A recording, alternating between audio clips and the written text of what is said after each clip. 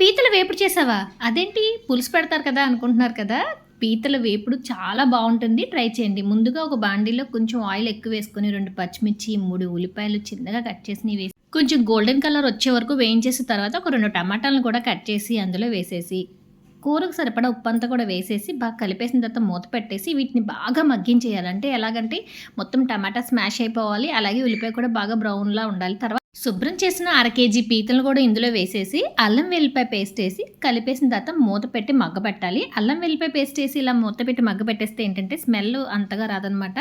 తర్వాత ఇదంతా బాగా దగ్గరగా అయిపోతుంది. అయిపోయిన తర్వాత రుచికి తగ్గట్టుగా కారం, మసాలా పొడి కూడా వేసేసి కలిపి మూత పెట్టేయండి.